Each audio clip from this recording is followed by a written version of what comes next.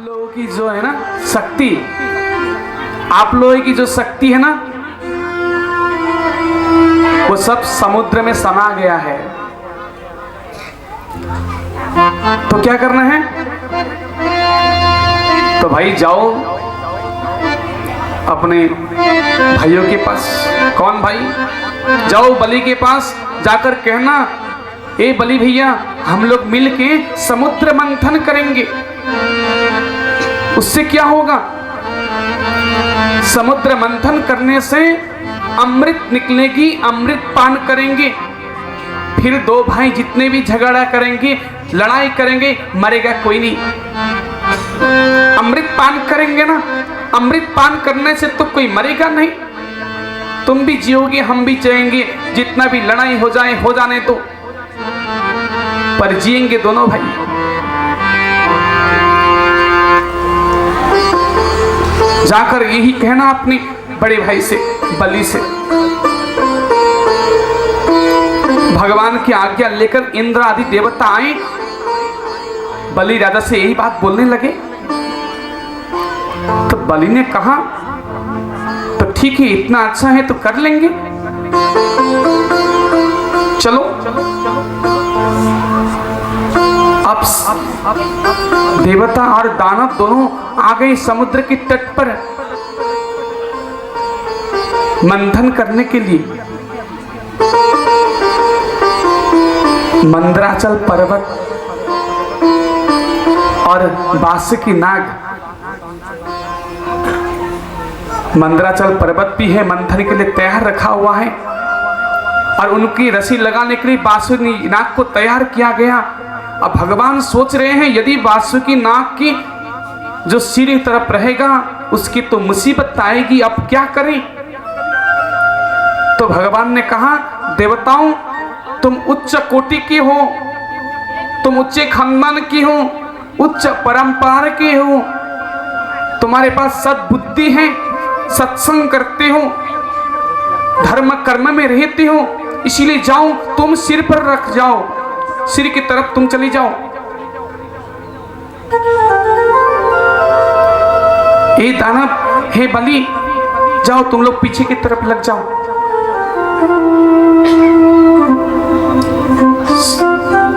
सारे दानव चिल्ला पड़े। आज मंथन हो या ना हो उससे कोई मतलब नहीं है, पर सिर तरफ लगेंगे तो केवल हम ही लोग लगेंगे, पूछ की तरफ हम लोग नहीं जाएंगे। अरे क्या आप लोग ने हम लोग एड़ा खेड़ा सोच रखा है? हम लोग भी कश्यप जी के पुत्र हैं।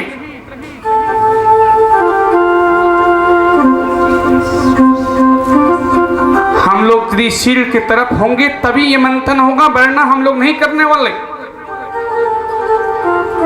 जब इतना कहने दिया तो भगवान ने कहा, अच्छा भैया, तुम्हें बड़े बाप के बेटे हो, भैया जाओ, तुम ही सिर की तरफ लग जाओ।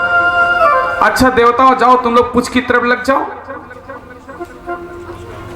अब मंथन प्रारंभ हो गया। बोलिए राधे राधे। मंथन प्रारंभ हो गया। अब थोड़ी देर के बाद तो जब बासुकी नाग की मुंह से ज्वाला निकलने लगी तो सारे दानव एक एक करके मरने लगे। वो ज्वाला में कोई टिक न सका। बड़े बाप के बेटे होने से बड़ा ही खतरा उठाना पड़ता है। सभी दानव पछता रहे हैं। अच्छा भला पूछ की तरफ थे हम लोग, क्यों सिर की तरफ आए? मति खराब हो गई थी हमारी, जो सिर की तरफ लग गए। बड़े बाप के बेटे जो हैं, भाई बड़े हैं तो थोड़ा बहुत रिस्क तो लेना ही पड़ेगा। परंतु जितने दानव मर रहे थे उनको शुक्राचार्य जी बचा रहे थे संजीवनी मंत्र द्वारा। बोलिए राधे राधे।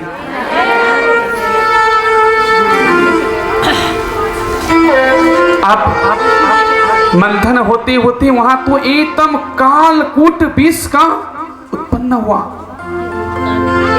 सारे देवता दानव डर के पीछे हट गए। भाई रक्षा करो किससे? पता नहीं, हम लोग तो अमृत निकाल रहे थे, ये क्या निकल गया? सभी लोग विचार कर रहे हैं क्या निकला ये। तो भगवान ने कहा आप लोग चिंता न करो, ये कालकूट विष है,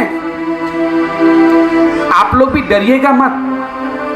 जब भी कोई बड़ा बड़ा यज्ञ अनुष्ठान आप लोग करने जाएंगे ना, तो थोड़ा बहुत विघ्न बाधा तो आएगी। अमृत निकालने का योग जो कर रहे हैं, मंथन कर रहे हैं ना, तो कालकूट विष तो निकलेगा ही, व्यवधान तो आएगी।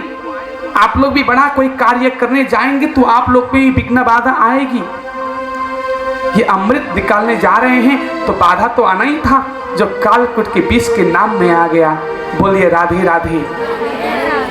आप भी कोई समाज में बड़ा कार्य कुछ करने जाएंगे ना, तो बीच में कुछ न कुछ विघ्न बाधा आएगा। यदि आप उसी में रुक गए तो अमृत नहीं निकलेगा। इसी में आज दानव और देवता अमृत निकालने में जुटे हैं, वो रुके नहीं। कालकूट विष को कैसे समाधान करें? गए सब भोलेनाथ के पास, हे बाबा रक्षा करिए, आपके शरण में आए हैं। बाबा कहने लगे, हे मैया, हे गौरी, सभी देवता कह रहे हैं हमको विष पीने के लिए, हमारे शरण में आए हैं, क्या करें? आप वही करिए जो सबका भला हो। भाई कौन, पार्वती माँ ये थोड़ी कह सकती हैं आप विष पी लीजिए। भाई सामर्थ्यवान है, ठीक है, पर माता नहीं बोलेंगी। माता ने कहा आप वही करिए जिसमें सबका भला हो, सबका भला हो। अब किसका किसका भला होना था? अच्छा लाओ बोलकर भोले बाबा ने कालकूट विष लिया हाथ में। जैसे पीने लगे, हृदय में तो बाबा के राम है, पी जाऊंगे तो बाबा सोचने लगे मैं यदि पी जाऊंगा तो क्या होगा? हृदय में तो राम जी हैं, राम जी को तकलीफ होगा, बाहर निकालूंगा तो भक्तों को क्या होगा? संसार भस्म हो जाएगा। मेरे जितने संसार में भक्त हैं सब नष्ट हो जाएंगे। मैं बाहर भी नहीं निकाल सकता, अंदर भी नहीं रख सकता, क्या करूं? तब भोलेनाथ ने गले में ही रख दिया कालकूट विष को। इसलिए उनका गला नीला पड़ गया, इसलिए उनका नाम ही पड़ गया नीलकंठ भगवान को। नीलकंठ भगवान हो गए, इसलिए नीलकंठ स्वरूप में अभी भी हम लोग का दर्शन कर सकते हैं। अब आगे बढ़ने लगा, देवताओं करने लगे फिर से मंथन। वहां से 14 रत्न निकले। 14 रत्न में चंद्रमा वहीं से निकले। कौस्तुभ मणि, ऐरावत हाथी, असुरावा नाम के घोड़ा। हाथी को इंद्र ले गए, घोड़ा को बलि ले गए, कौस्तुभ मणि भगवान रख लिए, और अप्सरा जो थी वो स्वर्ग में चली गई। और जो चंद्रमा था ना, भगवान ने कहा भोलेनाथ को केवल आप लोग कालकूट विष पिलाओगे। उनको ठंडा, सिर में कितना गर्म हो रखा होगा विष पी पी के। भाई सिर को ठंडा करने के लिए कुछ तो दो। तो चंद्रमा शीतल हैं, इसीलिए भोलेनाथ के सिर में रहते हैं। चंद्रमा को भोलेनाथ को दिया। अब तो ऐसा हुआ साक्षात्कार लक्ष्मी मैया प्रकट हुई। बोलिए लक्ष्मी मैया की। लक्ष्मी मैया प्रकट भई। भगवान ने सोचा हर जगह भाई लड़ाई होती है तो लक्ष्मी के लिए ही लड़ाई होती है। अब यहाँ पर अमृत अभी निकला नहीं, लक्ष्मी की चक्कर में ही यदि यहाँ पर लड़ाई शुरू हो गई तो फिर अमृत नहीं निकलेंगे। यही कारण भगवान ने नियम बना दिया, भाई लक्ष्मी जी के हाथ में वरमाला है, वो जिसको पहनवा देंगी वही उनका वर होगा। सब अपने अपने स्थान में बैठ जाएं। लक्ष्मी जी देखेंगी, जिसके गले में माला डालेंगी वही उनका वर होगा। लक्ष्मी जी के हाथ में माला रख दिए और हाथ जोड़ के कहने लगे, माँ आप चारों तरफ देखो, जिसका सिर पर आप रखना चाहते हैं, जिसका हाथ आप समाना चाहते हैं, उसी के गले में आप ये माला पहनवा दो। बोलिए राधे राधे। अब देखिए लक्ष्मी जी के पीछे कौन नहीं भागता, लक्ष्मी जी के पीछे कौन नहीं भागता। अच्छे अच्छे जोगी आज भाग रहे हैं, संत भाग रहे हैं लक्ष्मी जी के पीछे।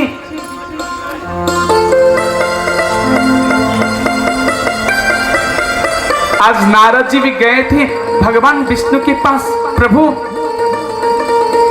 ये इतनी सुंदरी है ना, मुझे इतना सुंदर बना दो ताकि मैं ये सुंदरी को पा सकूं। तो भगवान ने उनको बना तो दिया, जाओ हमारा आशीर्वाद है, तुम्हारा इतना सुंदर तुम बनोगे। अब तो नारद जी आगे आगे हैं, सुंदरी के आगे आगे दौड़ भाग लगा रहे हैं, लेकिन बंदर का मुंह लेके। बोलिए राधे राधे। भगवान ने सुंदर बनाया है मुझको, पर ये देवी मुझे देखती क्यों नहीं? मैं इतना सुंदर जो इनके आगे आगे दौड़ रहा हूं, पर ये देवी हमको देखकर मुस्कुरा क्यों रही है?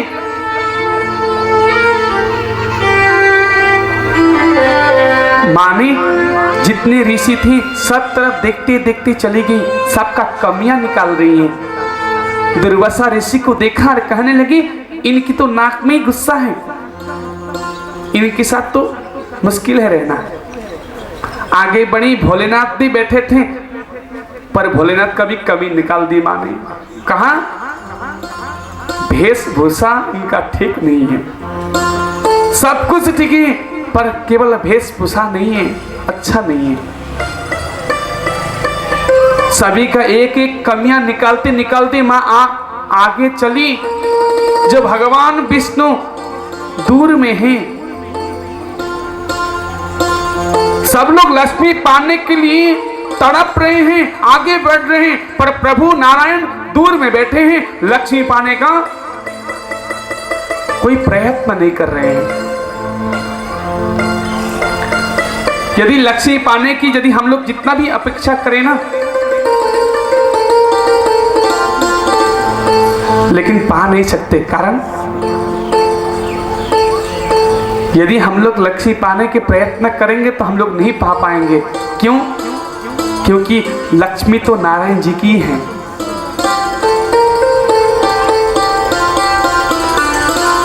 लक्ष्मी जी किसकी है? नारायण प्रभु की है। लक्ष्मी जी ने हाथ में वरमाला था, ले जाकर नारायण प्रभु के गले में लगा दिया। बोले लक्ष्मी नारायण भगवान की।